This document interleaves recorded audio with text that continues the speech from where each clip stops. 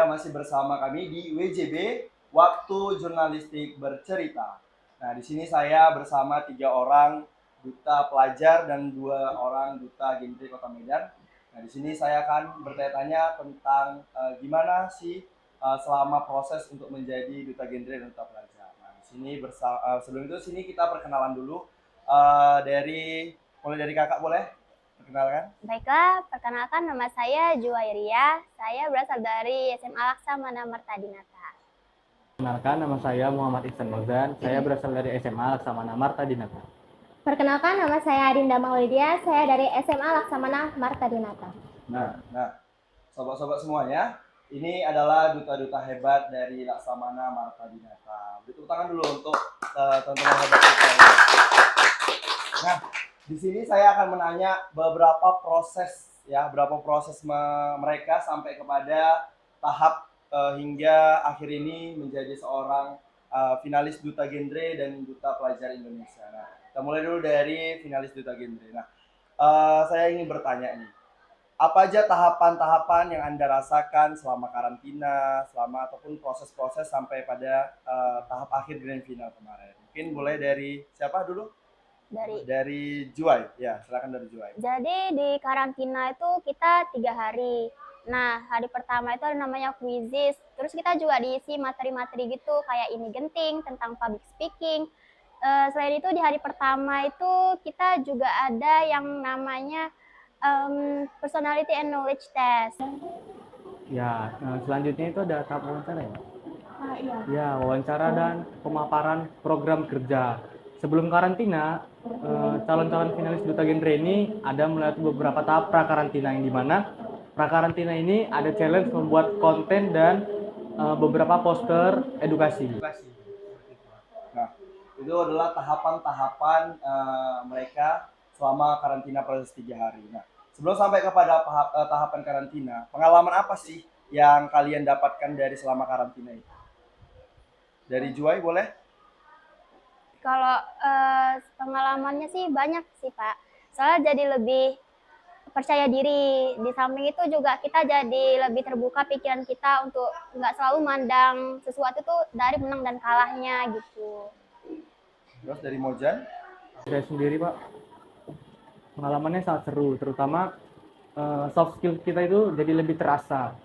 Mulai dari skill public speaking, cara kita menyampaikan materi, terus cara kita berdiskusi dan bekerja sama dengan tim itu jadi lebih improve. Nah, itu adalah proses-proses mereka, perjalanan mereka selama karantina 3 hari penuh di tempatnya itu di gedung PKK Kota Medan. Nah, itu mereka dapat pengalaman yang pastinya pengalaman yang sangat luar biasa gitu kan, yang bisa mereka ambil itu pelajaran-pelajaran yang hebat. Nah, untuk dari Kak Dini itu ada pelajaran apa aja yang didapat? Oh sorry, Kak Dinda ya namanya? Iya, Kak Dinda. Oke, Kak Dinda, apa aja yang didapat selama jadi duta pelajar, lalu proses-prosesnya apa aja sehingga dapat sekarang ini memegang selempang duta pelajar Indonesia? Itu ada 3 tahap. Yang pertama itu pastinya pendaftaran. Di situ saya membuat esai dan video 3 aksi nyata selama di lingkungan sekolah. Saya membuat esai, itu banyak sih pengalaman saya dari setiap paragrafnya membuat esai yang baik dan benar, dan alhamdulillah lolos dalam pembuatan esai dan video 3 aksi nyata tersebut. Yang kedua itu ada tahap wawancara. Itu kan dilakukan secara online. Nah, tahap wawancaranya itu di setiap daerah provinsi, seperti saya Provinsi Sumatera Utara, itu wawancara bersama duta lain juga. Dan yang ketiga itu tahap voting. Di situ memilih voting terhadap dutanya untuk memilih duta yang mana sih yang pantas untuk dan layak menjadi duta pelajar remaja Indonesia. Adalah proses-prosesnya. Sekarang apa dampak yang rasakan? Pastinya banyak ya sekali. Saya bisa berkontribusi menjadi duta pelajar remaja Indonesia yang bisa mengajak pelajar untuk bisa lebih aktif, untuk bisa mengembangkan diri mereka dan tidak selalu terjebak dari zona nyaman. Dimana saya membuat video 3 aksi nyata itu tentang pergaulan bebas ya Pak. Pastinya berdampak besar bagi remaja, apalagi pelajar sekarang, di mana di lingkungan sekolah mereka banyak bullying, contoh kasus bullying yang sekarang marak-maraknya Tuh, jadi di situ saya dengan bergabung menjadi Duta Pelajar Remaja Indonesia ini, saya dapat memberi inspirasi dan berkontribusi yang baik bersama pelajar lainnya. Nah, sobat-sobat sekalian semua, di sini juga para finalis Duta Genre ada mengadakan karantina. Karantina tersebut itu adalah karantina yang 3 hari ya, 3 hari selama proses perjalanan mereka menjadi finalis Duta Genre. Nah, di situ juga ada tahapan-tahapan yang sangat luar biasa. Salah satunya mereka menjadi pembicara di Poltekbang ya, Poltekbang.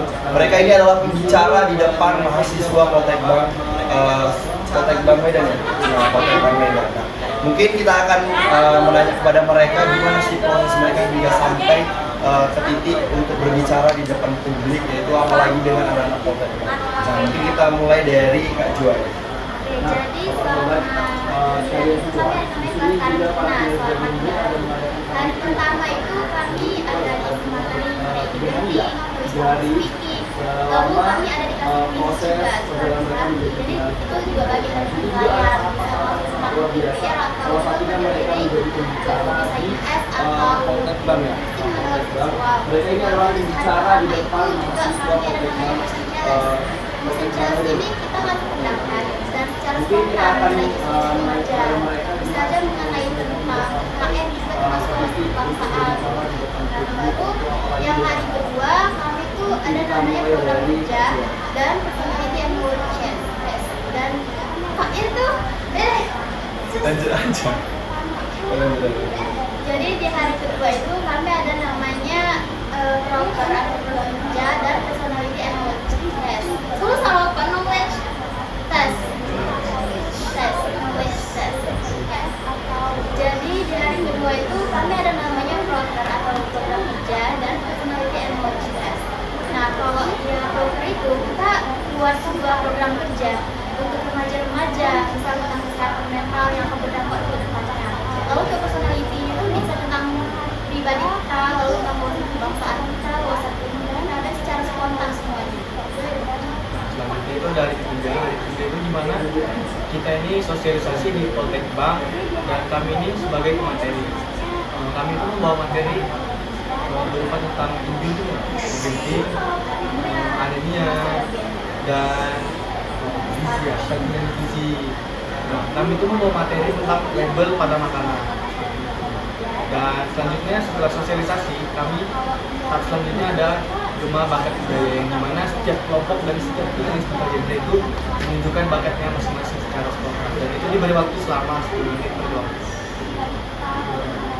Nah, itu dia tadi tahapan-tahapan mereka selama karantina 3 hari di Duta Genre Kota Medan. Nah, itu adalah hal yang pengalaman, bukan hal lagi ya, pengalaman yang sangat luar biasa bagi mereka bisa berbicara, menjadi seorang narasumber ataupun seorang pembicara di Poltekbang di Poltekbang ini adalah salah satu juga bukan universitas ya, tapi tempat perkuliahan yang lumayan ternama di tepatnya di Kota Medan, apalagi di Provinsi Sumatera Utara. Mereka ini di posisi mereka seperti ini. Duta Genre itu menunjukkan bakatnya masing-masing secara spontan dan itu diberi waktu selama 10 menit per kelompok. Dan kita pelajari. Nah, itu dia tadi tahapan-tahapan untuk sampai ke tahap mereka mengemban amanah sebagai duta. Mereka juga ada proses-proses yang sangat luar biasa mereka hadapi ya. Pengalaman yang sangat luar biasa tentunya yang mereka jalani juga selama karantina ataupun selama berprosesnya. Nah, tidak hanya itu juga, mereka ini juga menjadi yang namanya duta adalah brand ambassador ataupun garda terdepan untuk yang pasti untuk diri mereka. Nah, bukan hanya sekedar selempang yang mereka sandingkan untuk menjadi gaya, tapi ini adalah amanah yang akan dilanjutkan mereka untuk proses-proses yang jauh lebih baik lagi. Nah, tidak hanya itu juga, mereka juga menjadi brand ambassador di sekolah. Mereka itu di Laksamana Marta Dinata ya, tentunya di SMA Laksamana Marta Dinata, mereka menjadi brand sebagai contoh baik untuk pelajar-pelajar lainnya ataupun adik kelas ataupun kakak kelasnya sebagai contoh. Mereka adalah contoh garda terdepannya. Nah, sebelum itu juga, kalau boleh tahu dari kelas berapa, Kak Juwai? Kalau saya sendiri dari kelas 12. 12? 12 IPA 2. Kak Juwai ini adalah siswa dari kelas 12 IPA 2. Bang Mozan? Saya dari kelas 11 IPA 4. Bang Mozan ini adalah dari kelas 11 IPA 4. Dari kelas 12 IPA 4. Nah, Kak Dinda ini adalah juga siswa dari kelas 12 IPA 4. Nah, untuk sampai ke tahap ini perlu diingatkan juga mereka ini adalah anak-anak hebat, anak-anak yang bukan dipilih tapi diseleksi secara berskala yang sangat luar biasa hingga sampai ke tahap ini. Kemarin itu kalau nggak salah saya ya yang duta genre ini sekitar ada 20 lebih ya kita yang mengutus dari sekolah kita. Oh, 30-an kayak. 30-an lebih yang kita utus untuk penyisihan menjadi finalis duta genre. Alhamdulillah kita mengirim sepasang. Nah, tidak hanya itu juga, mereka ini juga melawan beberapa sekolah yang sangat luar biasa, sekolah-sekolah yang tidak kalah kerennya dari sekolah Laksamana Marta Dinata ya, sekolah-sekolah hebat. Maka mereka ini adalah orang-orang hebat yang sampai titik ini bisa menjadi seorang finalis. Tidak hanya itu juga, Kak Dinda juga adalah duta pelajar Indonesia lagi melawan beberapa provinsi yang ada di Indonesia sehingga sampai ke tahap ini. Nah, itu sangat luar biasa untuk Laksamana Marta Dinata, SMA Laksamana Marta Dinata. Itu adalah hadiah yang sangat luar biasa. Kalian bisa membawa nama SMA Laksamana Marta Dinata itu sampai ke kancah nasional bahkan. Itu sangat luar biasa dulu. Tepuk tangan untuk diri kita dan untuk sekolah Laksamana Marta Dinata. Dan mungkin ada kita akan mendengarkan pesan dari mereka apa untuk kedepannya nanti, apa aja cerita-cerita yang akan disampaikan untuk adik-adik kelasnya nanti yang bakal menggantikan posisi kalian berikutnya.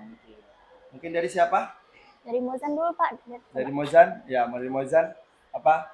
Ya, untuk adik-adik kelas kedepan yang akan menggantikan kami itu Pak, keluar dari zona nyaman dan coba segala hal baru yang sebelumnya belum mereka coba. Karena mereka belum tahu kalau mereka belum nyoba. Kalau udah mereka nyoba, mereka bakal ketagihan dan nggak bakal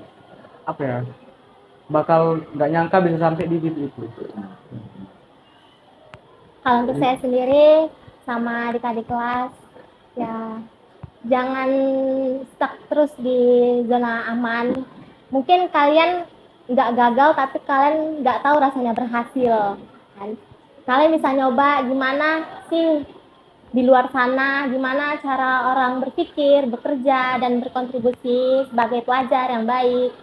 Nah, untuk pelajar yang di luar sana dan untuk adik-adik kelas juga harus bisa menunjukkan bahwa kalian bisa di tahap seperti saya juga.